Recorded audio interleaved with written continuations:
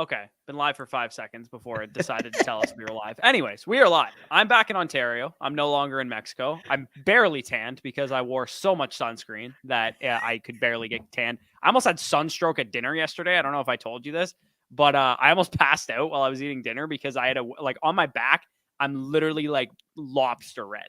Like I got smoked at the beach 2 days ago or whatever. It was like 40 degrees Celsius, like, I don't know, 100 something degrees Fahrenheit outside.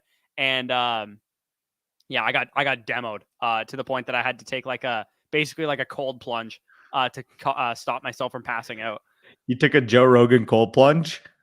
Yeah, pretty much, man. Like it was brutal. Anyway, it was a great trip though. It was super cool. I don't know if anybody in our audience is from Mexico, but it was really cool to see the country. And you know, my girlfriend was born in Mexico, so she loves going there, obviously. So let's go. Yeah, so Leonardo, first one in here. Sup, boys? What's going on? What's up, fellas? What's up, Corey? Danny's making the draft right now for the time being. Yep. We'll strip through some comments. Do any of the running backs or wide receivers move up your ranks with the hire of Peyton in Denver, or is it's nothing changing? Javonte Williams can't really move at this point in my rankings just because his concerns were injury related. I probably would have said if Javonte had never gotten injured, he would have been my dynasty RB2. Let's say him and Breece never get injured, then it would have been RB1, RB2, Breece Hall, Javonte Williams as it currently stands. Or if Breece gets injured and Javonte doesn't, Javonte would be my dynasty RB1 probably right now. Yeah, no, I would agree there. You know, it's a nice spot. Obviously, you know, Sean Payton's going to at least raise the floor of the offense.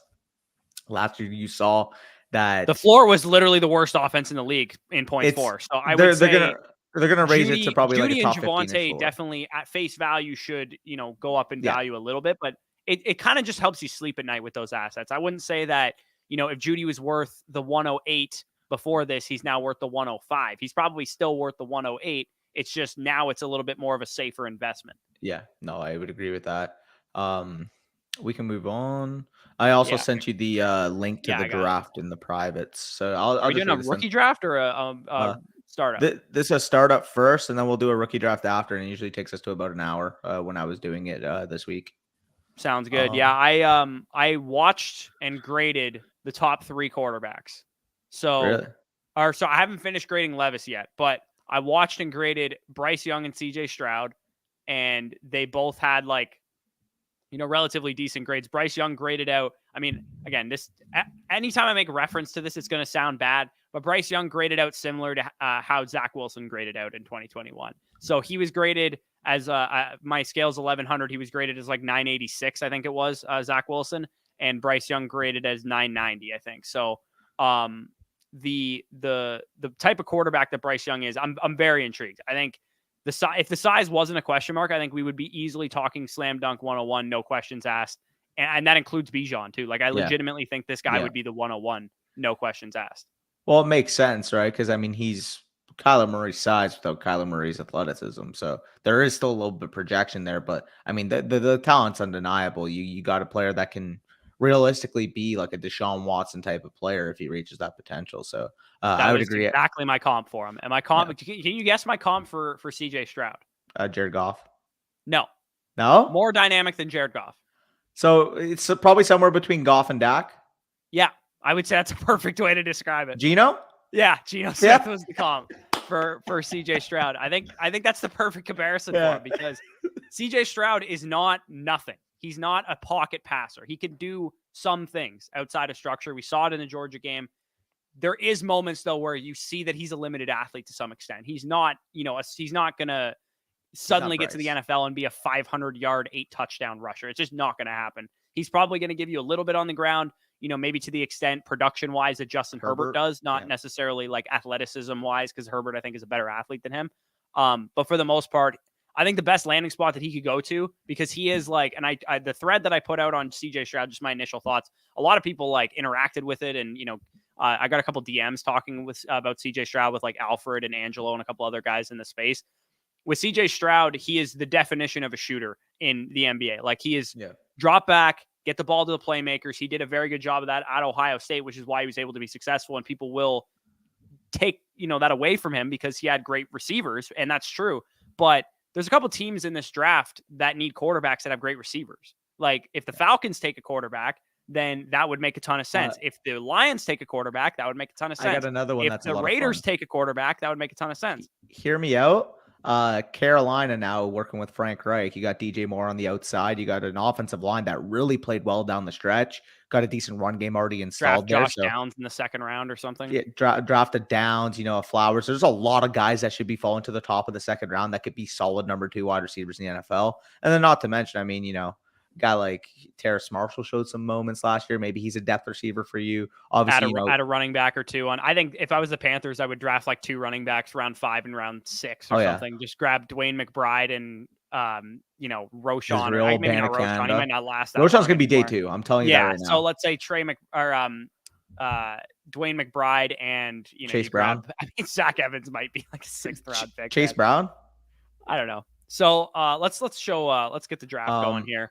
For sure. Just answer this question quickly from Pionio. He says, are you less likely to trade up for certain players? Yeah. So basically, we were kind of talking about this. Joked a little bit. Last live stream that we had together. I do feel like you have to devalue the studs quite a little bit when it comes to Dynasty best ball. Reason being, because you don't have that leverage, if you will, in terms of being able to set them in your lineup and know that only 8 possible or 12 possible, whatever your lineup settings are, players are going to accumulate points for you. There's an added advantage for having a guy with the ceiling and overall range of outcomes that a Bijan Robinson presents. However, once you're in a best ball type of setting and basically, the whole entire 25, 30 man roster is at play to enter your lineup, you're basically just looking at those individual ceilings. And realistically, on a week-to-week basis, McCole Hardman catches a long touchdown, or DJ Chark, or even at the running back position, you get a handcuff. He steps in for a week, gives you 25 points. Therefore, I feel like accumulating depth means a lot more in best ball than it would do in a typical, managed lineup type of setting. Yeah, for sure. All right. So if you want to throw this in the Discord, I'll rip through a couple more questions in the meantime. A couple people asking about Joe Mixon. Honestly, I saw the news before or after I got off the plane. I don't actually know what happened. If you want to fill me in, Danny, aggravated I think it was aggravated menace was what it was called. Basically, he threatened a woman with a gun. Okay, so what the story given his history, that might not end well for him as far as staying on the Cincinnati Bengals roster. A guy that he's already had, low efficiency wise, like something that we thought, hey, maybe it wouldn't shock any of us if the Bengals spent a high pick on a Bijan Robinson or a Jahmyr Gibbs or something like that. And now I think he might just not even be on the team. So I got to say one thing. The 2 drafts that I did this week when you were in Mexico, I got the fucking 107. So me getting the 107 again is just what? Yeah, that's hilarious. Yeah. A couple people said, does Joe Mixon play again? Like, yikes. Yeah. Not ideal. I think he'll play, but realistically, he's probably going to get like a Mark Ingram type of deal on a different team. Like, I don't see him going back to Cincinnati. And realistically, you're getting a low efficiency player that was making his way due to scoring on a really good offense. What's his value at this point? Yeah, I think if I was Cincinnati, I would have been looking for an out to begin with, let alone now. Yeah. Oh, definitely. Kind of off the field situation. If anything, Jared says Discord link. Our Discord is available via Patreon. Even if you sign up for the lowest tier, you can get access to the Discord. So that is how you get in there. Yep. El Paso, close enough. Yeah. Lamar, 105, 106, 205. Oh, dude, Lamar easily. Are you kidding me? Lamar for 2 mid first and the 205. Yeah, I would probably need like the 102 on top of this trade. Yeah, not even cap it. Yep. Lamar is worth 3 1s and a 2, in my opinion. That's how much he's worth. Like we just see him. Danny just took him at 107, and I still think he should go over Trevor Lawrence personally. Yeah, no, I would agree there. I was honestly thinking I would have to choose between like one of the receivers here. So getting Lamar here, I think it's fine. I do think if you want to take T-Law over Jefferson or Chase, I feel like that's a lot more palpable now compared to even what it was, at the end of the regular season. Because realistically, as you'll soon see in these startup mocks, even startup drafts as we get going, these quarterbacks are going to fly off the board to the point where you're looking gun to the barrel in the 3rd round, 4th round at guys you don't quite feel too comfortable with. So taking the studs at the top of your draft is always going to be your best bet, in my opinion. Yeah, and I'm like, the quarterback position is just like the most high priority thing of all time in these early drafts. I grabbed Deshaun Watson. Him and Kyler Murray would be like neck and neck for me, just given the injury. With Kyler Murray, I'll just take Deshaun Watson. I figured Kyler would go off the board with one of the next 2 picks. I was hoping I get both, but I think that's for the most part probably what's going to happen. Since I've now graded and watched Bryce Young, I can give my full, honest take on where I think he should go in a startup. I would say this is probably about the range that I would start to consider him. I think if you're in like a more of a, like you take a Justin Fields, for example, like Meister took in the first round, and you wanted to grab Bryce Young as your second quarterback, I think that would be a great strategy for like a long-term rebuild, build out the foundation of your quarterback position. At running back, I mean, Bijan Robinson obviously just went off the board. He'd be the only one I'd remotely consider in this area. Wide receiver, CeeDee Lamb and Jalen Waddle and those guys would be at the top of my board here. I actually am going to go with Bryce Young probably here. Yep. I think as far as like if you're going to go with a young quarterback, like the Trey Lance situation definitely looks a little bit better now because Brock Purdy is dealing with an injury. I think we're probably going to get Trey Lance entering next season as the week 1 starter for San Francisco. How long is his leash? We don't exactly know. Tua Tagovailoa, also kind of another guy that you would consider in this range. A lot of people didn't like the fact that I said CJ Stroud was a worse prospect than Tua. People thought that he is. Yeah, that's what I said. And people thought that Tua was like a terrible prospect. I'm like, are you guys forgetting how good Tua was, not only when he was playing this year, but as a prospect? Like the guy was actually a great prospect. Realistically, up until like the midway portion of the year, also, damn it, I was praying for CeeDee Lamb, but up until the midway portion of the year, by the way, I will go with Kyle Pitts here because he's just my highest rated player left. It was a real conversation in that year. Who's going to go first, Tua or Joe Burrow, before Joe Burrow obviously finished with, one of the best college seasons we've ever seen. So yeah, Tua was a really good prospect, not 100%.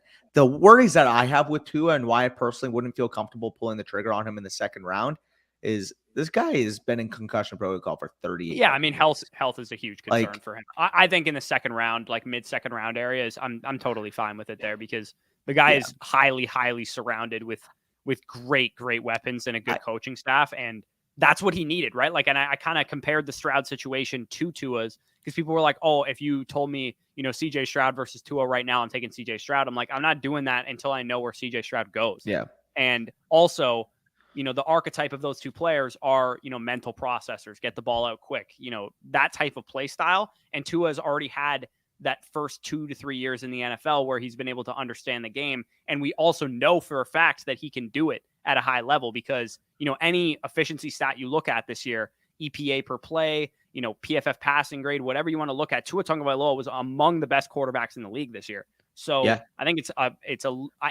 it's a mystery box, Family Guy meme situation. Like we're going to take the mystery box and CJ Stroud, hoping that he turns into what Tua did this year. Yeah. And like if Tua was like 27 and you were making that choice, fine. Like you can argue, okay, I'm getting, 5-6 years of youth on him. But I mean, realistically, Tua is still what, 25? Like he's still young. He's a young quarterback, man. He was born the same year I was born. So he's damn, you're old. No, he's kidding. 20, he's 24, man. Like he's no old man here. My vacay, was great. What's going on? Martin sent his roster for Dynasty Decisions. Yep. We have a ton of teams in the queue. Like 20. Going forward, I'll try and remember to put this in the description as well. We're going to start taking all Dynasty Decisions submissions via email because it's kind of a pain in the ass for me and Danny to go from Discord to Twitter to email to our FSE Twitter and all this stuff. Yeah. It's way easier if you guys submit them all via email because also, too, sometimes you guys are like, oh, I can't submit attachments in the Patreon DMs and stuff. So I would say submit them all going forward via email.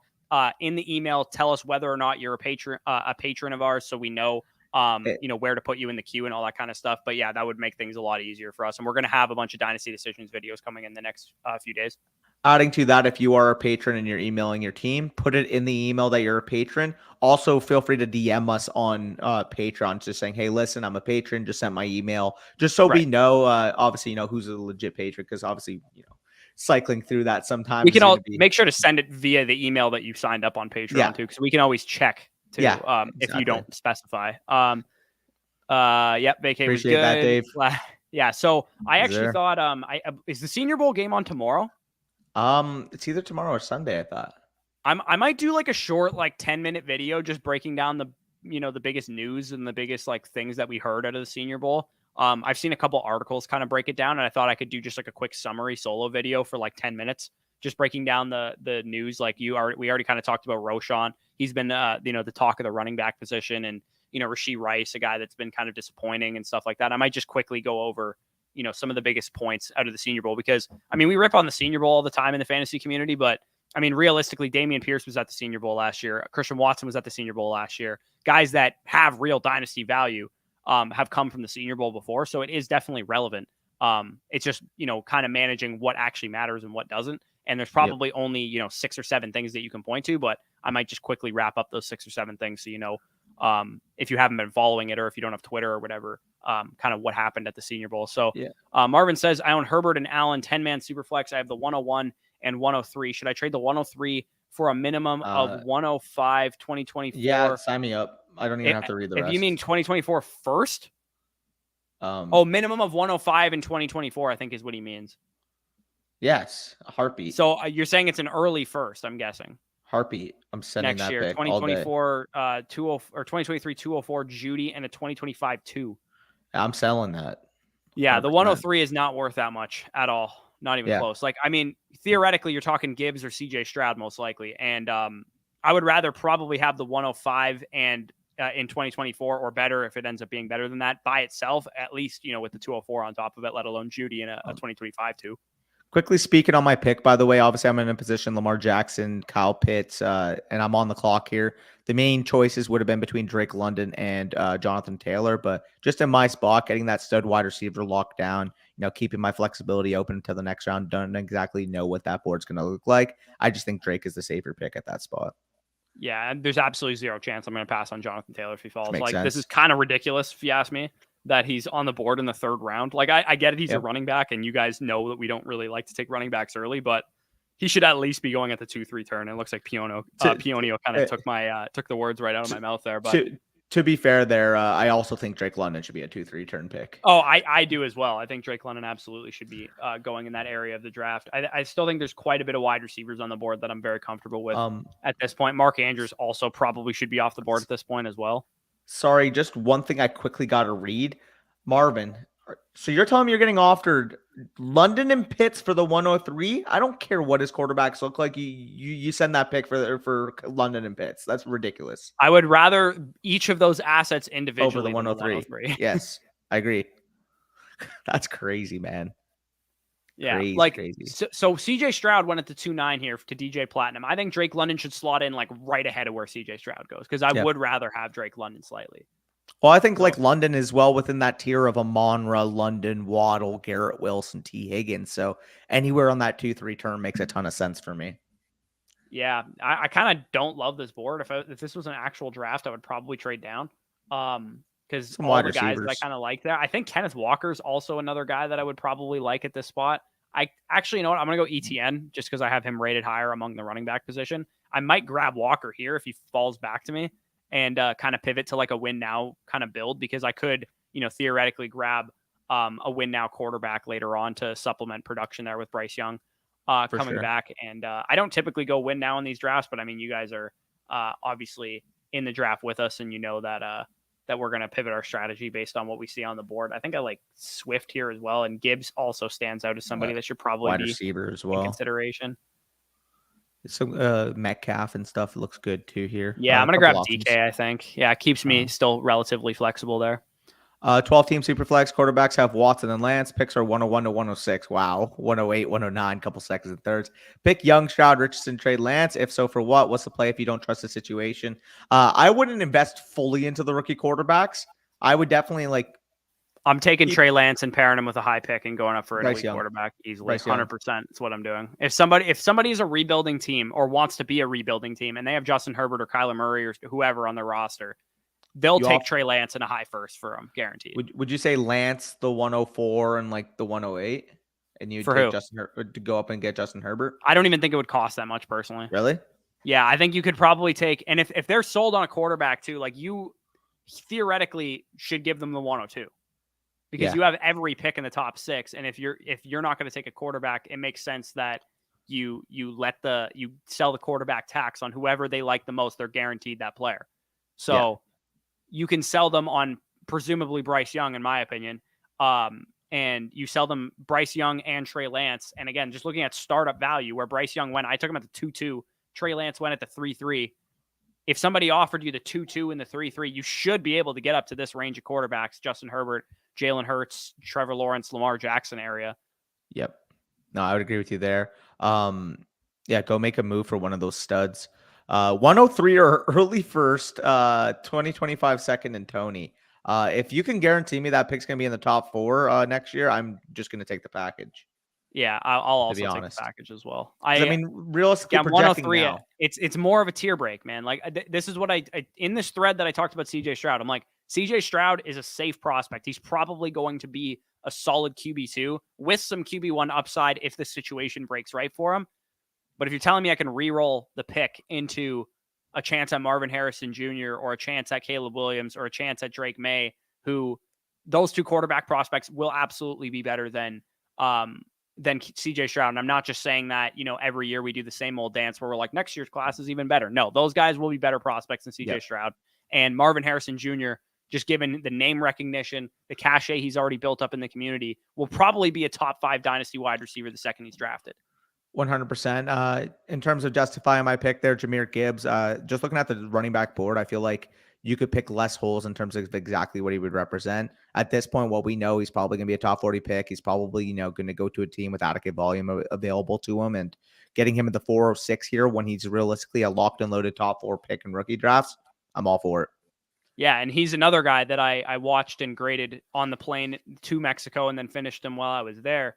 Gibbs is really difficult to evaluate because if the guy was just 210 pounds, I'd have no problem saying that he should be a first-round NFL draft pick, like legitimately. Like he's a very, very talented player, and he has a couple things that you just can't teach, or that it takes a couple years to teach running backs how to do. Like he already has the receiving skill set of DeAndre Swift, Alvin Kamara, the best receiving running backs in the NFL.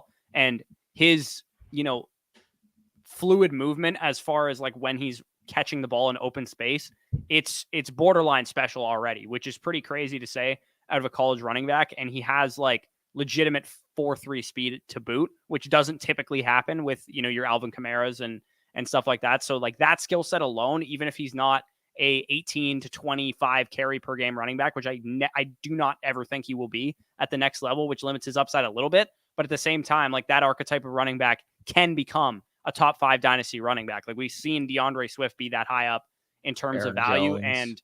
And, production wise, we've seen that type of archetype in Alvin Kamara be a top 5, running back in fantasy. We've seen Austin Eckler, who's that type of running back archetype, be the RB1 in fantasy in a good situation. If this guy goes to the Philadelphia Eagles or some shit, then he's definitely going to be in a favorable situation like that.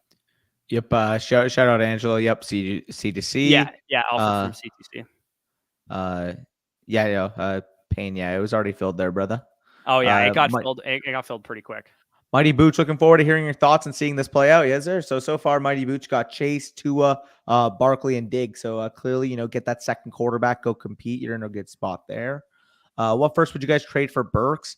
I would say he's probably within, the argument of like Addison, JSN, and Quentin Johnson. If you preferred him to any one of those guys, I would prefer him to QJ for sure. So I would say like 107 to 108 would probably be the first I would consider trading. I haven't officially graded Addison or JSN yet. But I have a hunch, just knowing what I know about the players and their profiles already, that they're going to grade similar to how I graded Treylon Burks. And Treylon Burks had, I would say, like, what do you think the value change in terms of Treylon Burks is from what we knew about him coming into his rookie season to what we know about him now? Did he go up, stay the same, or go down? I mean, I think you got to make the argument that he's gone down to a certain degree. I'd say like 10%. Like, nothing crazy. Like, I still think like him, the prospect, you can make the argument like is still within that group. Only you might, favor those other guys because you kind of view it as a re-roll type of fresh situation. Whereas maybe we kind of know the Titans are kind of on the decline in terms of where we expect them to be next year.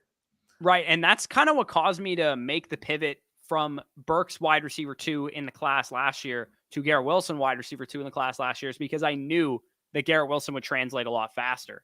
And we heard from, Matt Harmon and a number of other like receiver experts say that Burks could definitely become like, the next AJ Brown, the next Deebo Samuel, like the comps that he was drawing, but it probably is going to take him more time. And unfortunately in the dynasty community, we're like well aware that time is not something that we're easy to give when it comes to the wide receiver position, but we saw enough out of Burks this year that I still think he's a good investment to make. And I would consider him like a buy low relative to what his market value is. Yep. Where did we leave off? Perfect. What would you trade a 2024 first for Lance? My quarterbacks are Hurts and Russ. Late first? I Yeah, I don't personally mind wouldn't that. want to unnecessarily take the risk on Lance. It would depend. Like he said, I mean, he says late. I would say Late first, late I'm doing that. I think late first, yeah, I think I would do it. But if it's like if you got like a house of cards type of team where like a couple injuries and your team is down the shitter, I would say I'd probably hold because I don't love the Trey Lance situation. I think if you have him, you probably hold him. If he's going for pennies in your league, you should buy him. But a late first is about how I would value him right now. Daniel, give me Lamar there, brother. Yeah, 100%. What's up, fellows? Love these and hope you continue to do these. Yeah, no, we're planning on live streams. We're planning on Dynasty decisions. Oh, don't worry. I'm done. I'm done the vacation mode. The tail of the tapes are coming. So you're going to get full in-depth looks of these prospects. I'll probably start those towards the end of next week, maybe a little bit later. I want to get, ideally this year, I hate that I never do this. I always want to get the prospects, or at least the major prospects, done and graded before the combine. And this year I'm really going to try and do that. So that's what I'm going to try and do. And then I want to start the tail of the tapes a little bit later than I started them last year. Cause I feel like, when you're talking about the top dogs like Breece Hall and stuff, who I was talking about last year, I feel like talking with them in the end of January was just a little too early. I jumped the gun a little bit. I probably should have started them like closer to the combine when the hype started building. And we knew more information about like what their draft capital was going to be like and stuff. Cause those videos just kind of became outdated by the time that we got to like April and stuff. So I'm hoping, backload them a little bit further so that when I do them, I have like more information, obviously. Yeah, no, I would agree with you there. Just timing is everything, as we know. What do you guys think ETN is worth?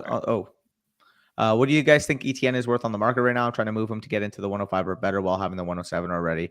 Well, I would definitely think, somewhere in that top 5 type of range, you can make the argument, 103, 104, whatever the case may be between him, CJ Stroud, jahmyr Gibbs. You can make the argument that he's well within that. I would probably, slightly prefer him to Gibbs. So therefore he would probably be worth about the 103 in my opinion. Yeah. I think it's probably a toss up between like him and Stroud. As far as like his market value. So yeah, 103, 104 would be what I'm looking for. But to be honest, like I don't really want to trade ETN right now because I do think we're going to get a ton of hype building for this Jaguars offense. And more importantly, I think the production next year will be so high that ETN may solidify himself this time next year as somebody that people are willing to spend multiple firsts to acquire. Just because he's attached to Trevor Lawrence. He might have a breakout season where he breaks off all these long runs and maybe he actually gets involved in the receiving game a little bit more. So I would say if you have ETN, I'm probably more likely to hold him than sell him because I think you're probably going to get, decent value, but not, necessarily what I think he can become. Yep. I'm actually annoyed as hell. I really wanted Pittman there. You wanted Pickens? No, I'm kidding. No, sorry. Pittman is what I meant to say. I'm fucking with you. Don't worry.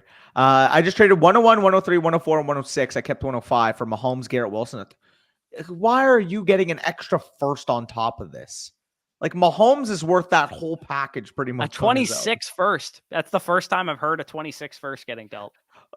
like Bush, even if we're being nice, like I would rather Garrett Wilson over the 104, but for E's sake, Garrett Wilson equals 104.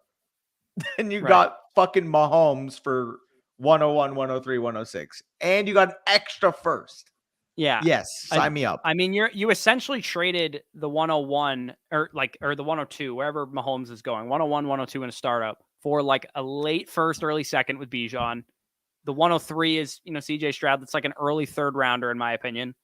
Then you got Garrett Wilson to offset the 104. And then the 106 is what, like I just took who probably is going to end up being my 106, Jordan Addison at 5'11. Yeah. Yeah, that's a big smash, brother. Big yeah, smash. And Levis, I think, also was probably due to come off the board here. I think I thought about him. Probably go over Daniel Jones personally. I know Daniel Jones had like a good season, but Will Levis is going to get drafted in the top 5. I don't know about that. The reason being is because I think Daniel Jones might get a $35-40 million deal. That's fair. That's a fair argument for sure. I don't know what to do here. I'm actually I think fucking it's ridiculous that Swift is still on the board, so I'm just going to good value. Draft DeAndre Swift there. Yeah, I like that pick. Rookie draft, London and Pitts. Yeah, we already read that. Yeah, give me the London and Pitts package. I think he asked between 2 packages. No, I would prefer London and Pitts to the Judy trade 100% there, Marvin. We're going to be doing a rookie draft after this, so we'll send the link in here, Brock. Yeah, that was the other thing I wanted to recap was weigh-ins too, because there was a couple big ones. I mean, Chase Brown, by all the sounds of it, has been terrible at the Senior Bowl, but the fact that he weighed in a lot better makes me think that he probably just bulked the hell up. And that's why he looks bad at the Senior Bowl, because he probably played at 200 pounds. And apparently looking bad is just dropping a couple passes and fumbling a couple times. Like, I don't really care. I'll be honest. Like, cool, you fumbled a couple times in a fucking fucking showcase bowl game. Big fucking deal. I'm guessing he's probably going to go to the combine at like 209, 210 or something, drop a couple pounds and try and run a decent time. I'm pretty excited for this running back class. I know, like, the talk on like Twitter all like week I've seen from when I was like sitting in the, Sunny Square in Mexico was, this class actually stinks. Like, our running back, people are like, oh, well, like Bijan, obviously great running back. Gibbs, pretty good running back also. But overall, this class sucks. And I'm like, nah, it doesn't. Like, it's actually quite a decent running back class. It's going to produce a lot of guys that are going to be fantasy relevant. Maybe it's not producing 7 Dynasty top 12 guys, but we're going to get a shit ton of RB2s or better out of this class. And I think that's what people kind of mean is they're not, and I saw arguments on Twitter like back and forth, but it's people basically saying, hey, listen, like, maybe we hyped it up to the degree that we thought we were getting, people thought Tank Bigsby and Zach Evans were going to be special RB1 locks by the time they were in the NFL. And I think that's what I mean. This is why you do research mid-season, right? Because like I did videos throughout the year talking about like their profiles and their like what we know about them. And people were like, oh, Tank Bigsby, he's going to be like this like elite RB1. I'm like, but why? Like if you actually looked into his profile, aside from like a solid freshman season, we didn't really have any evidence to say that. Yeah. No, what I found funny, but by the way, I'm not sure if you saw this on Twitter the other day, but somebody accused me and Ron for market manipulation in terms of pump and dumping 2023 draft picks, saying, oh, you guys hyped this class up and now we're saying it's shit. Me and Ron were just making jokes about it. Like, what? I don't think we're a big enough deal to be doing market manipulation. Somebody accused us for that on Twitter. I'm like, are you joking me, man? Like, what is going on here? I appreciate that you think we have that kind of pull, but I don't think we do. Not to mention, you know how many fucking 2023 picks I have? How the fuck does that work? Also, it does not benefit me whatsoever to talk down the class. I love the start with future Colt and offensive rookie of the year, Bryce Young. I think personally that Houston's going to hop you, that Houston's going to get him. I unless you hop Houston for him, I don't know. Which is hilarious because I actually really like the fit of him going to Houston too. They need like obviously some weapons, maybe some more protection and stuff, but I think he's the most pro ready. I think he's gonna look the best his rookie season of the quarterbacks, and for that reason, I have really not that much concern with where Bryce Young goes. I'm praying this isn't the case, but if they do let this happen, if fucking Bobby Slowick followed D'Amico Ryans to be the OC over there in Houston, ran that San Francisco system, drafted Bryce Young, drafted Jordan Addison, and just basically said, hey, listen, D'Amico, you handle your defense. You're the head coach. You do what you got to do. Let me install this on the run, on the move type of offense with Bryce Young. They could be easily one of the best, ascending type of teams in the NFL. Yeah, and I think it would be foolish for them to not draft Bryce too, just given where their franchise is at. You don't have the luxury of trying to develop Anthony Richardson or Will Levis, who absolutely need work. I finished Will Levis's tape today. He needs work and he's going to need to sit for a little bit. And it's weird because he's going to be 24 and a half years old by the time he takes an NFL snap. And I don't know if that's a bad thing. Like you can never develop. Like I'd actually love to know if there's like an example of like a developmental quarterback who was drafted as like an overage prospect that eventually developed into a great quarterback. I'd be curious to know if that's ever existed, because the one person that I could think of that was kind of paralleled similar, career paths in college to Will Levis was Justin Herbert, because he had that like down senior season that made everybody kind of like forget about him. But at the same time, Justin Herbert was still very young. Joe Burrow was like 25 in college. Yeah, but like Will Levis, Joe Burrow doesn't count because Joe Burrow had like the best college football season a quarterback has ever had. That's fair.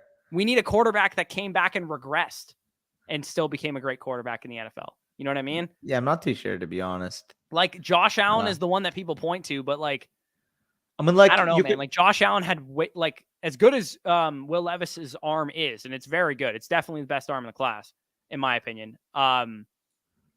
He's still not Josh Allen. Nobody is. Like from a talent, size, athleticism combination standpoint. Oh, sorry, I'm just looking at who I want to pick here. It's kind of just a flat tier of guys, to be honest. Yeah, this whole area. I'm actually kind of surprised that like Ramondre fell to like the 6'10". Like I think he probably should have been well off the board. Yeah, I would have taken him if he fell. Like I would have taken I would have taken him over like even Christian Watson, where you took Christian Watson. I wouldn't have done that. I would have taken a different receiver before I took him personally. That's fair. I actually don't know who to go with here. I'm going to be honest. This board is kind of caca, if I'm going to be real. Marvin says trying to take advantage of his opponent's weaknesses. Yeah, quarterback is always a tough position because some people just some people value quarterbacks properly in Superflex and will draft them super high in a startup and all that kind of stuff, and they have high trade value. But other people still have like the redraft one quarterback mindset where it's like, late round quarterback. And it's like, not really, but like, it's unfortunate where you're in that type of league format, but it is also fortunate because then you can acquire elite quarterbacks for cheap. Yep. But it's unfortunate when you have too many elite quarterbacks and nobody wants them. By the way, I'll tell you this right now. Easily my least favorite spot to pick going into startups this next year is going to be between like that 106 and 110 type of area or 109 type of area. Because I think I know the reason, but why? Okay, A, you don't get access to one of the elite franchise cornerstone assets like Allen, Mahomes, one of those guys. And B, you're not able to double tap quarterback at the start of the draft. I figured that was why. And also, too, I think the drop off around the 3rd and 4th round starts kind of in that middle tier. Yeah. Yeah, like, no, I I'd agree too. The early 3rd round has better assets than the mid 3rd round, and same goes for like the early 4th round as well, because you can still get like you saw like Metcalf and Smitty and Walker and those type of guys. Instead of like, as much as I like Drake London, like realistically, there's not much of a difference between even him, Olave, Smith, Garrett Metcalf, Garrett Wilson. They're all kind of, a flat tier, if you will. Yeah. The quarterback, the second quarterback too, is also like, you're not going to get Trey Lance or, Tua or CJ Stroud probably even. So you're like, do I want to take Kenny Pickett or Daniel Jones or Will Levis or something here? Probably not. And as you see in my draft right now, I just felt like every spot that I was picking, none of them aligned to value at quarterback. So therefore, let's see how low we can make Joe Mixon fall. Dude, I'm not drafting him even if he's there in the 9th. I'm gonna keep that honest. Yeah, I feel like I absolutely have to draft Dallas Goedert here. I think this is absolutely ridiculous. That's a good pick on the board. That's good. Him and Mayer kind of stand. Mayer also like another guy that people are just so bored of. Like he's like the he's kind of like he's got the Brees effect. Remember last year, like even like myself included, we were all kind of bored of Brees Hall. We were like, he's like not actually that good of a running back prospect. Like he's just gonna be like a solid RB1. I think Michael Mayer is going to surprise a lot of people, man. And people are going to get him at like the 203, and he's going to like be the Dynasty tight end 2 midway through his rookie season. Definitely could be the case. I think a team that makes a lot of sense for them is going to be Green Bay, to be honest. I'm so sick of putting tight ends to Green Bay, man. Everyone does it every single mock draft.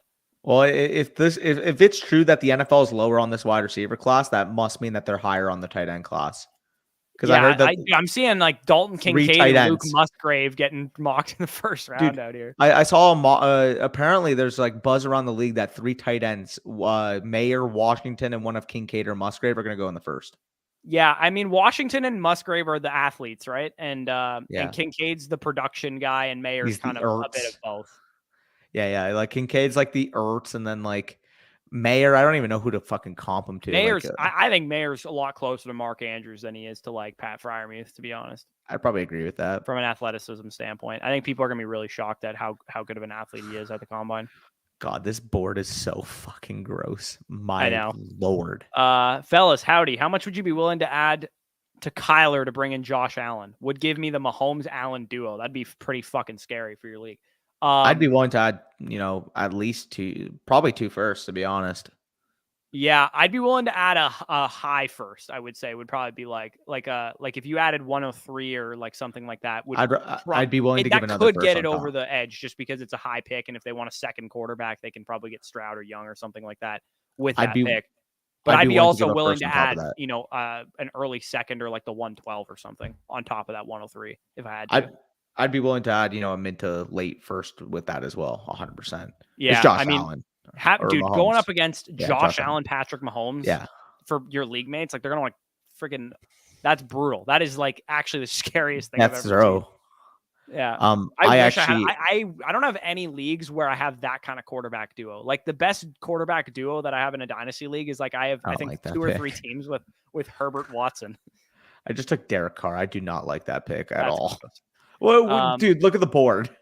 It's Yeah, I know. I disgusting. actually was I was debating going with a guy like Derek Carr just because I have like kind of like a pseudo win now build with the 2 running backs that I drafted and Yeah. Dallas Goedert. I think I can get like a Geno potentially to fall back to me hopefully, but By the way, this is a learning guide here. If you guys are in my spot in a real startup, and I'll be honest, I'm not a big fan of this team. Why is that? Because I don't feel like I have a realistic advantage at any single spot. But that's kind of the nature of picking at the 107. My biggest advice, I'm sure Corey's going to echo this as well. So if you're in a spot where you can't get, cornerstone assets, or you can't double tap quarterbacks like I am here, you need to be trading those mid-round picks. You need to be trying to acquire future first-round picks because you have to find a way to get that leverage, get that leg up on the rest of your league. The only way to do so is by taking some risks. yeah, and the other thing you could do too in with your second round pick, if you wanted to slide up to 202 with me or 203 or something and secure in double tap quarterback, Yeah, that would might make be sense if as it well. doesn't cost you a ton. That's also not a terrible idea. We're not like we're usually trade down or trade for future rookie picks in your startup draft, but I do think when it comes to trading up for assets, the only time I'm really willing to do it is if it's for quarterback. Yep. No, And 100%. a second quarterback after drafting a Lawrence, a Herbert, a Lamar with your first pick, if you can secure Dak or Bryce Young or something, or Kyler if he starts to slide with your second quarterback pick, and then maybe you miss out on your third rounder or something like that, and you pick up an extra 5 or something on top of it, it's a pretty decent move to make to secure that second quarterback. By the way, Marvin, answering your question, I would take any second-round pick for any of those running backs, to be honest. If I had to, I mean, I would prefer Kamara probably of these 3. And I think, with I would Mixon, take a second if for any of them if at this Mixon point. was going to be fine and his situation was cool, then I would probably prefer Mixon. But I think Mixon's closer to Fournette now than he is to Kamara. Yeah, Cody, by the way, yeah, no, I agree. Advantage at tight end, but realistically, other than tight end, because I started the run at tight end, I feel like, I got solid, but, not spectacular rooms elsewhere. And that's not exactly what you want to be building. So for me personally, if I was in a real startup, I would get my Lamar, I would get my Kyle Pitts, or if I can, of course, like Corey said, trade up for a quarterback. And realistically, after that, especially in the picks in the 4 to 8 range, if I can get any type of future, 2024 first type of equity on top, maybe move down from the 406 to the 10th round and get a 2024 first from a middle of the pack type of team. Those are the type of moves I would be willing to do because I'm all about, accumulating picks in this 9th to 13th round range. Because realistically, there's not much of a difference, especially this year, between the 9th to, 11th round versus, the 7th to 9th round, to be honest. Yeah. Brock joined our FSE league, our listener league, our original listener league, because we had a couple orphans and Brock got in there. He sold, I believe, Dylan for a 2024 second, and Correct. Was the same thing for Montgomery or something? What was the likely? He got Isaiah Likely. Oh, Isaiah Likely. Yeah, dude, I think you sold way too low. I should have fucking offered you some shit. I would have been willing to give you more, definitely for AJ Dillon. I definitely would have given you like borderline first round caliber assets. For AJ Dillon. And if you were looking at tank and you wanted a young player, I could have given you like Wandale and 3 for Montgomery. I probably would have been willing to do something like that. I think you probably, like Corey said, I think you undersold a little bit. But, Montgomery for sure you undersold, I think. I do think though, from your spot, given the fact that you took over the team, it was kind of in rough spot anyways. You knew that given the market that you were dealing with, realistically, not a lot of people were willing to pay, casual league type of prices for these running backs. So from your perspective, you're like, hey, listen, I'm competing with Flet. I'm competing, with a couple other teams. I need this 101 because realistically from your spot, the 101 is going to resurrect your team. If you get the 101 next year and whatever it costs, even if you sell, 80 cents on the dollar now and it gets you Caleb Williams, from your perspective, it makes sense. So for you, you accumulated draft capital with the 2024 second for Dylan. Again, I'm not the biggest likely guy, so I probably would have looked for a different package for Montgomery especially, but realistically, I mean, if it was, the difference between getting a 2024 second or even like a 2024 second and third for Dylan, and you missed out on like an early to mid third of value, I don't really think that's a big deal from your spot. Yeah, I would have sent me some trades before you made that Montgomery trade. You guys know I've been like a closet Montgomery stan for the last couple of years. Yeah. And I would have given you Wan'Dale Robinson, who I would much rather have than Isaiah Likely, for sure. I would have given you him or Mechie or some of my other young receivers. God, this board stinks. Josh says, in my fantasy playoffs, I moved Kupp, Debo in a 2024 first for Andrews, Devontae Smith in a 2024 second. Short term, it helps me win, but what's your thoughts long term? So you moved Kupp, Debo, and a first for Andrews, Devontae. Okay, so in a tight end premium league, you got Andrews, which is very important because he's in a tight end premium format. What, a top 20 pick? Andrews. Yeah, let me see this. So Kupp, Andrews. I mean, you can argue right now that I would rather. So Devontae Smith versus Kupp, I think, is a wash. To be honest, I would rather borderline. Devontae. Maybe you prefer I'd Kupp rather a little bit. But I'd rather Devontae. Yeah, like I think it's a wash. So I want the Andrews side. Debo in the first for Andrews in the second is the way I kind of look at it. And I think given, the value that Andrews would have in a tight end premium league, I don't think you got hosed in this trade. And if it helped you short term, he said it helped him win. So I'm assuming you won your championship, but that definitely obviously helps your case too. Even that, I would just want the Andrews side. I would rather Devontae over Kupp in Dynasty right now. I have Devontae as my wide receiver 11. And then if we're looking at it, I think Debo in a first is appropriate value for Andrews in the tight end premium, and you got a free second on it. So I want that side all day. Yeah, I think this kind of depends league to league, man, because I've seen a lot of Daniel Jones supporters out there. I would prefer Will Levis, though. Based on what I saw from him, I know he's going to be a high pick. The upside that he has is of, the Justin Herbert mold where he can ascend very, very quickly into a top 12 startup pick midway through his rookie season. Yeah, I genuinely think that they are, very close. I think you can make the argument that maybe they're quarterback 15 and 16 in Dynasty once Levis is drafted. Like they are that type of. Well, yeah, like that's where he's going to be ranked for me in terms of like he's going to be ranked around Daniel Jones and Kenny Pickett. Yeah, like they're going to be right in that same area, and it's do you want the safety of knowing that Daniel Jones is like a relatively solid projection, and Kenny Pickett obviously same kind of thing. Or do you want the upside that, Will Levis could really, really bottom out and be the next Zach Wilson, but he also could ascend to an early second round startup pick in 6 weeks after you draft him? Yep. No, I agree with you there. So I am Gino just actually fell back draft. to me. So I'd probably draft Gino here. I might actually just grab Elijah Moore just because I want to. I would probably snag Gino with my next pick if we were doing a little bit more, but I'll showcase our teams really quick and then we can get into a rookie draft. So I kind of I also don't love this team either. Like you kind of said, you didn't really love your team. I don't really love my team either, but I did secure 2, long-term quarterbacks, Watson, Bryce Young. So I have, 2 guys that I believe in. ETN and Swift, I kind of just took at a value. I was planning on taking a wide receiver there at 311 or maybe Andrews if he fell to me or something like that. But I'll take the value on ETN. I could always sell him and Swift are 2 guys that I could easily transition this into a full rebuild. If ETN and Swift, who I expect both go up in value during the season this year, because I think they'll both bounce back and both be better than what they've been. I could sell them both for draft capital or whatever and kind of reboot this thing into a rebuild if I wanted to, or if they start bombing out or balling out or whatever, and Addison hits and Dotson hits and Moore hits and, Goddard's great and Bryce Young maybe steps in right away and is great, then I could, house money this team and then, spend my picks and kind of build it out going forward. And then talking about my team real quick, I'm going to keep it a buck. I think that's like a 5th place team. Like, I'm just going to say it as it is. I think that's a solid team. I got a decent foundation. No quarterback to value felt to me. I was kind of at the mercy of the draft board, but I mean, sometimes that's just kind of what you got to do in mock drafts. Because as we know, if you're in a real startup, I'll tell you what, I'm probably sticking and picking at my own slot. Probably for 2 of those 9 picks, I would give myself a threshold. Like every other pick is getting traded. Every other pick is attacking value pockets. And I like I said, that 106 to 109 type of area, it doesn't really feel like you're getting nice value pockets.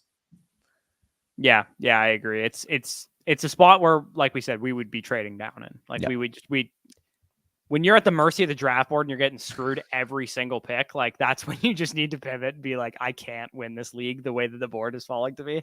I need to plan for the future, which sucks because like ideally you draw the 102 or something in your in your rookie draft or in your startup draft or whatever. So RB performance means nothing at the Senior Bowl. I honestly, literally, the only thing I cared about at the Senior Bowl was the weights. Like, I actually didn't care about shit. I wanted to know how big Chase Brown and Tajay Spears and some of these guys were. Like Roshan Johnson, Chris Rodriguez, those guys are big dudes. But like, yeah, there's really nothing that to be gained from wide receiver or running back performances really at the Senior Bowl. Wide receiver performance, I guess, is semi-important in one-on-ones if you see guys just getting toasted in man coverage. The way Christian Watson was doing it last year, the way, Debo was doing it a couple years ago. It matters if they're constantly talking about it. It all, the only thing the Senior Bowl is really relevant for is height, weights, and draft capital projections. That's pretty much all I kind of take away from it. Yeah, no, I would also say, to be fair, if it impacts draft capital, like you kind of said, that's draft capital and weigh-ins for running backs is really all that matters, to be honest. Yeah. Cody says, I know you mentioned like a Discord films review session in the past. Is that still coming in the future, do you think? Yeah. So the last quarterback I have to watch of this class is Anthony Richardson. I think he'd be very fucking fun to break down in kind of like a Discord setting because he is very, controversial. And I think I could probably even do a couple games of Levis again, just to get everybody else's thoughts on him. Cause he's also difficult to evaluate, and maybe going back, watching 2 games from his 2021 season, watching 2 games from 2022 would be a good idea. Cause I watched the first 2 games I watched of Will Levis were 2021 UGA and 2022 UGA. I was like, this is the bar. Like, these are the best 2 defenses he's played. So I wanted to see, exactly what I was getting into. And I was pretty impressed, even though they didn't score a lot of points in those games. Kentucky, I was pretty impressed with the way Levis played against the best defense in college football the last 2 years. Yeah, well, like the thing with Will Levis, right, is and if you're looking at him, and I know a lot of people, again, you're going to know this more because you watched him in depth, but you want to see quarterbacks at least attempt to try to make their throws. And realistically, I mean, if we're looking at that situation for playing in the SEC, he had an extremely below average supporting cast. He didn't have a receiver worth a fucking damn ever since Wandale left. The offensive line lost their starting center, who ended up being the starting center for Jacksonville this year in their turnaround. So they lost some key NFL talent on that offense. So there's a reason why, he regressed this year. He was dealing with injury, worse supporting cast, and, he's got to try to make, NFL level tight window throws. I think there was a stat that PFF quoted. I'm not exactly sure. It was somebody that quoted this on Twitter, if I remember correctly. But the average in terms of tight window throws that Will Levis was forced to make in college was actually more difficult than the average NFL quarterback. Yeah, I think PFF Mike talked about that. And he literally, I'm not even kidding, he got the shit kicked out of him in those Georgia games too. Yeah. I was just impressed. Like, every time, the one thing, like, an underrated quality about quarterback play is what happens when they throw an interception. This dude gunned some people down on returns. Like, I'm not even kidding. When he'd throw interceptions, he actually leveled the DB that picked him off. I was like, you like to see the competitiveness of, like, and that's like the type of shit Josh Allen does, which people are, Mixon. Again, I don't think physically he's the same caliber prospect, but people are doing that. With Will Levis because of the toughness that they see. 100%. If you want to drop it in the Discord, I dropped it in the YouTube chat. I already did. I already put it in the Discord. Okay. Here, I just I threw it in the up, YouTube so chat first, just because. Go ahead. I think the reason why people haven't joined yet is because they probably didn't even see that it was up. We'll read through some more comments so quickly. What's the biggest calls you guys had in chat? I've seen the 101 go for in competitive leads. Seen the 1 or 2 throw DK on top to move to 101. Yeah, that's probably a relatively actually given Bryce Young, I think that's a really, really good package if you're 101 to 102. But I've seen 4 firsts being offered in some leagues, like on Twitter. But in terms of like us personally, in terms of FSE, probably something in regards to, I offered Flet like 103 and 107 because it's a team I'm willing to compete with. Those are the types of moves that I have seen. But from personally, realistically, the person that has 101 for the most part hasn't exactly, jumped on a move quite yet. Because why would they? They have a couple months to figure out exactly who the highest bidder is, exactly what they want to sell the pick for. And we're going to have more knowledge in terms of landing spots by then. So a lot of people with the 101s just simply are not willing to move at this time in hand. However, come April, like I've heard in multiple leagues, yeah, listen, come to me in April. We'll kind of see what's going on there once we exactly know the scenarios of the quarterbacks, of, receivers, Gibbs, etc. Just in terms of like, what are the replacement options? Yeah, I think Brock makes an interesting point here because he's right. I mean, those two teams don't traditionally, they're not going to be guys that go outside the box for a quarterback like Bryce. I think it'd be crazy. I think it would be crazy if the Colts traded up to 1 for Will Levis. They're doing it. And CJ Stroud went 2 to Houston and Bryce was on the board at 3. Carolina, to Arizona, and then the Arizona would probably have a bunch of calls from Detroit and Carolina and all these other teams because I think there's a sizable gap between Bryce Young and the other quarterbacks. And of course, I get the 101 here. Nice. I mean, you're going with Bijan Robinson, of course. Pionio's on the clock. Obviously, you're followed up by him. So you're actually in your my worst spot. Yeah, like I was supposed to say that. I think it's one of the worst spots to pick from. Honestly, because I think Gibbs is a good prospect. I think Stroud is a good prospect, but there's a difference between Bijan, late first, type of value, and then Bryce Young, early second type of value, and then you get to like 2 guys that I think are like early third type of values. Yep, agreed. Apparently, what did Chase Young do, or what did Chase Brown do? Did he run someone over? I'm grabbing jahmyr Gibbs here with the 103. I think if I was on the board right now and my decision was CJ Stroud or jahmyr Gibbs, I would probably select jahmyr Gibbs. All things being equal, team needs, all that kind of stuff, I would probably go with jahmyr Gibbs. If you were like in a position where, you have, let's say Patrick Mahomes is your quarterback 1 and you have like Kirk Cousins as your quarterback 2 and you wanted to go CJ Stroud because you don't have like a viable quarterback 3. Again, we don't really draft for need, but when it's within the same tier, I understand it. And you could go CJ Stroud there. I don't think it's, he would be my 104 still, unless Jordan Addison just blows me away with his, kind of tape and stuff. But for the most part, I think Stroud will end up being my 104. And then 105, 106 area will be a toss up between like Will Levis and my top receiver, and also potentially Anthony Richardson if I like what I see, but I haven't exactly evaluated him yet. So. Yep. Should I trade AJ Brown for 103? I don't have a quarterback. No, you should have AJ Brown instead. I mean, can you move AJ Brown and try to get an established quarterback? Like, if you could guarantee me you're getting Bryce, I would do it. Okay, no, what I was saying is, can you use AJ Brown to try to get like a Dak Prescott? Yeah, you could do that as well. Even if you have to add like a second, like I would do that in a heartbeat. Yeah, I'd rather add a second. I would give AJ Brown in a second for Dak rather than trade for the 103 for Stroud. 100%.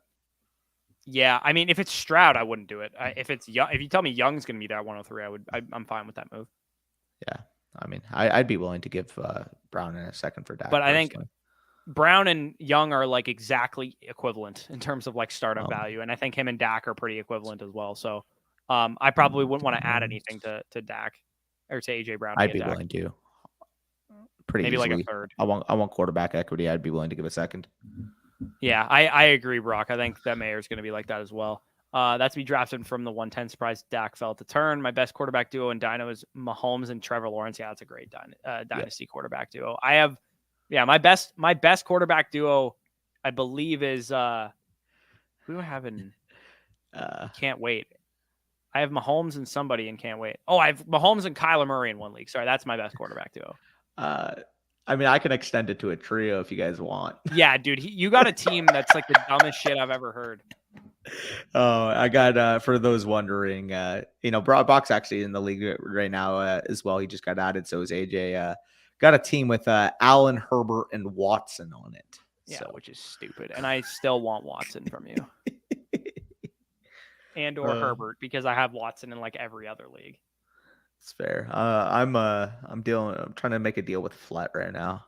Okay, so this is an interesting part. I want to draw your guys' attention to the rookie draft right now. 112 Kayshon Boutte, I'm fine with that. Whatever. Josh Downs 201, Zay Flowers 202. Fine picks there. Again, the running back position is being highly debated on Twitter. Some people are like, Sean Tucker sucks. Zach Evans is elite. The same people will say, Sean Tucker's elite and Zach Evans sucks. Devon A-Chain's going in the top 30 because he's going to run a fucking 4.2. Tank Bigsby's washed. He stinks. Kendre Miller's like the RB3 consensus now. Zach Charbonnet's a god. the point basically is that there's literally no consensus at running back. There's a bunch of guys that people like, and I'm going to stick with a guy that I like with Sean Tucker for the time being. I don't know how well this will hold up because from all indications, it doesn't sound like the NFL's too high on the guy. And if he goes in round 5, maybe he's the next Tyler Algier. And, I was obviously higher on Tyler Algier than the NFL was, and that worked out in my favor. But for the most part, I think there's going to be plenty of running backs drafted ahead of Sean Tucker in the actual NFL draft, probably 5, 6 to 10 potentially if things go wrong for him. Yeah, no, I agree. Sorry, I just checked Twitter for a second and I seen somebody else called Ron the kid from Polar Express. Yeah, I love that. That's my favorite meme about Ron. Don't go me. That was fair. How much less do you value a second quarterback in a 10-team Superflex league? It depends who the second quarterback is. Yeah, I'm just prioritizing the elite guys. If you get 2 elite quarterbacks, I don't undervalue it at all. Agreed. However, in a shallow league format, I think it's actually more important to get an elite second quarterback because I think you're going to have that inherent advantage at that position. I do think, though, after the Bryce Young, Dak Prescott area, I think there's a pretty big gap, I would say, personally, because I'm worried about Tua's health. You mentioned the concerns with a guy like CJ Stroud.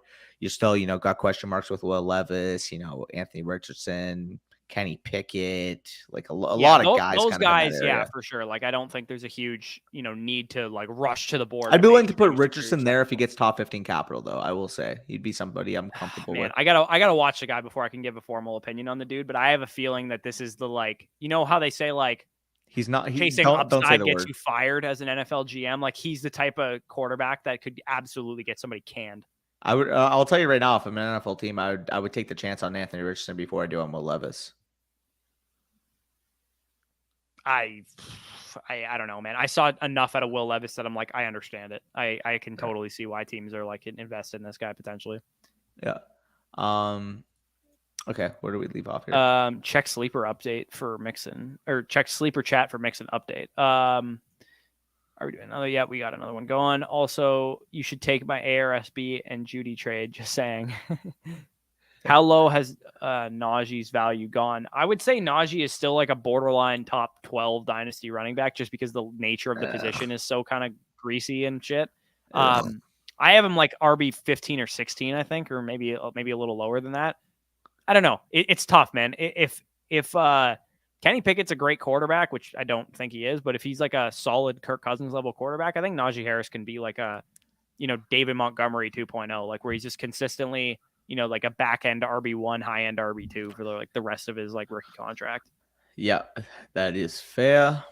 Put the link before Mixon's agent says charges will be dropped tomorrow. Oh yeah, I did see that they'd be dropped by Friday. How high does Bijan go in rookie drafts if he's the running back for the Cincinnati Bengals? Rookie drafts, the 101. Cut. The 101. The 101. I'm saying in startup drafts. How high does he go in startup drafts? Well, I mean, it doesn't really change much for me. He's going to be top 15. You can make the argument that he's 12. Would you take him over Deshaun Watson and Kyler Murray and like some of those Justin Fields maybe? No, he wouldn't. I still wouldn't take him over Dak. I still wouldn't take him over Kyler Murray. I still wouldn't take him over Deshaun Watson. So my question was, how high do you think he goes? Not where would you? How high do I think he goes? You can make the argument that he could go like top 9. Like I've seen leagues that take him over all of those like tier 2, tier 3 quarterbacks in Dynasty. Yeah, that's fair. Like I think you make the argument like some people might take him over fucking Justin Herbert, dude. There are people that love running backs. That would be gross. I know. Also, I'm going to take a guy that I am extremely excited to dig into. Another guy who got a good weigh-in at the Senior Bowl was Eric Gray from Oklahoma. Senior running back, not a great profile because he's an older like player and an older prospect. But I think he weighed in like 5'9.5", like 210 or something, which is pretty good size for him. And when I was building up my running back database, all the 6 fundamental traits that I talked about last year, you guys don't know what I'm talking about. Obviously, go check out the tail of the tapes that I did and stay tuned for the ones that I do this year. But Eric Gray really kind of showcased all of those metrics. He did pretty well elusiveness wise, contact balance wise, decent receiver, decent pass protection. Like he kind of showcased everything that you needed to see. And like the last guy that did that stood out to me in my database when I was making it was Tyler Algier. Yeah, no, exactly. What's good, fellas? I know y'all aren't big on basketball, but in fantasy hoops, I started 1-8. I actually do play fantasy hoops. My team's doing all right. I'm like fourth place in one league, and the other league, I was decimated by injuries, and my team's like ninth right now. Yeah. So obviously not comparable, but doing decent. If the Cowboys sign Joe Mixon, I might not watch football next year, to be honest. Wasn't there like a rumor the year he was coming out that you guys might have drafted him? Or no, I'm thinking of a different team because different you team. guys The Eagles, I think. The Eagles. Yeah, there was a team. I think it must have been the Eagles. There was a team that was connected to Mixon the year he was coming out. It was the Eagles, 100%. They were connected to him, and they were connected to Dalvin Cook, and Dalvin Cook had like a charge on him as well, which is why he fell to the second. Just traded 112, 309, and McKinnon for the 107. See a tier break at like 110. Yeah, I actually really like that trade. I think that's pretty solid because again, you're talking, Mayer, Boutte. I don't think Charbonnet is going to make it there if he gets good draft capital. And if you can secure your like wide receiver 1 or potentially a quarterback with good draft capital at 107, that's a pretty decent tier break, I would say. Yep, I agree. By the way, I will mix in a spot pick. Hear me out here. 4th round might not mean much, but a guy that might get day 2 capital based off the hype he's getting right now in Mobile. I don't mind taking a swing on a guy like Michael Wilson right now because obviously, he's battled some injuries. He's not got the cleanest analytical profile, but if he gets day 2 capital, which is what it's sounding like at this point, everybody who's been watching him at the Senior Bowl has been saying he's been a legitimate, top 2 wide receiver there. Realistically, at this point, if you had your rookie draft right now, trying to project, based off the narratives, based off what we're hearing, who's going to get that day 2 capital, who's going to get the opportunity is probably your best bet. Yeah. Oh, thank God Pionio didn't take Dwayne McBride. Yeah, that's another good spot too. Dwayne McBride is a fantastic metrics guy, man, in terms of like pure running backs. And it's so crazy, man. This draft is going to be exactly what we kind of expected it to be. Where if you have a bunch of 3rd and 4th round picks this year, I'm telling you guys, just draft like 6 running backs because the class is so deep. The wide receiver class is shallow as a freaking kiddie pool. And there's going to be dudes that come out of like the 4th, 5th, 6th, 7th round of the NFL draft that even if they're just like Khalil Herberts and like guys like that going forward in like in dynasty value, I'm telling you, there's going to be like 12 Khalil Herberts in this class. Sorry, I'm just looking at the chat. Bush loves his running backs. Bush is setting the tone. Let's go. Dude, the best build that you guys could have built out last year was these like shell, rebuilding teams with elite quarterbacks, wide receivers and stuff, and have a bunch of 2nd and 3rd round picks in this draft and just zero RB the living Christ out of it. Maybe you have like one great guy because you have the 101. You grab Bijan and maybe you grab Gibbs or something, and then you just load up on Dwayne McBride and Eric Gray and Chase Brown and Johnson, Abanikanda and Deuce Vaughn and Tajay Spears, who somehow lasted to the 4-7 in this draft. Oh, wow. I didn't even see his name. I would have taken him over Michael Wilson. What the fuck? Yeah. I didn't even know he was there. Fuck. Fair play. Yeah. By the way, obviously in a real rookie draft, you're going to know exactly who's there because you're not going to be on a 60-second clock. By the way, if you guys are not in slow drafts for startups and rookie drafts, you're going to have to figure that out because fast drafts is not the move when it comes to Dynasty. No, only redraft where you do fast drafts. Yes. Would you rather trade the 107 for a guy like Mac or Danny? No, I would rather have the 107, 100%. Again, even if you're thinking purely to get a quarterback, that's kind of the wrong way to think about that pick. Because that pick has way more value than just like what quarterback you can get with it. Yes, theoretically, I would rather have Will Levis than both of those quarterbacks. So yes, to answer your question, but also you have the chance of potentially the number 1 receiver in the class, or if you're in a tight end premium, Michael Mayer, or at least like a JSN, Jordan Addison, or Quentin Johnson, whoever falls. Danny especially is the one I'd be interested in. Only I'd be more willing to give up the 109 in like a late 2 or an early 3 if you want to, make that move. Because like we've kind of pointed out, or the 110 theoretically, because we pointed out after the top 9, there is a little bit of a tier gap. As much as I love Charbonnet, between even, Addison, Levis, Richardson versus, Charbonnet, Mayer, Boutte, Downs, etc. there. So if you want a quarterback, you like the situation with Daniel Jones, he's going to get a contract. You want to take an upside shot there. I would realistically, be willing to move one of these late first, plus maybe, a late dart throw or something like that to get it done if you have to, rather than, move one of these set and, 109, 108, 107s. Because even if you do prefer, let's just say hypothetically, you do prefer Daniel Jones to Levis, you got to play the market at that point. Yeah, the problem is there's really no quarterback in that territory, like the 107 rookie pick value.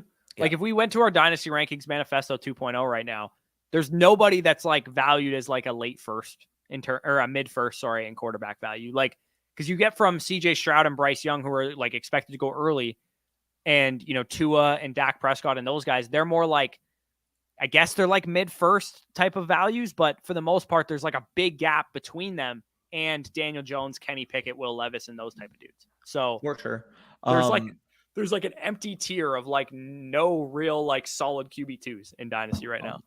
So we'll spam some comments, and I really want to watch the end of this Lakers game, so we'll get that done. Yeah, we can rip this off the screen here. We'll pop back on. Give Jacobs, Ayuk, Godwin, and 202. Get Garrett Wilson and 104. Probably about fair value. If you're trying to, retool a little bit, I don't mind making that move at all, to be honest. Yeah. That's probably about fair value. It's tough because you're giving up like some pretty solid assets. And the 202, you're still probably going to get a decent running back prospect or, I would say the 104 is probably Jacobs in the 202, give or take. Yeah, probably about that. And then if you want to get younger, a nice franchise cornerstone with Wilson, I'd be fine giving up Ayuk and Godwin. I think I would want a second on top of Garrett Wilson in the 104 late to two? make this like, yeah, like if somebody just gave you a 2024 or 2025 2 or something, just to make this a little bit closer. I think that's probably where I would be. We already read that one. Appreciate team review the other day. You were right. One single quarterback league, planning to do what y'all said and offer. Yeah, if you can get that done, all the power to you. That's a studly move to be able to do. Jeff, if AR-15 goes mid first, he is my 103. I want league breaking upside. Kind of just mentioned it with Bush. I know. I would agree there. He's so tough, man. I really don't know what to do with the guy.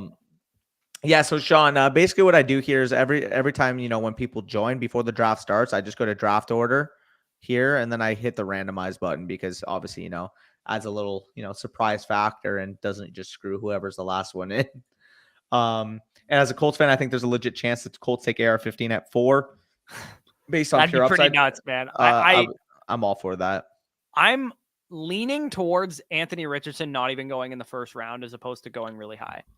I think there's more. It's a higher likelihood chance that he doesn't even go on day one than he does. I think he's guaranteed day one because why else would he come out of college?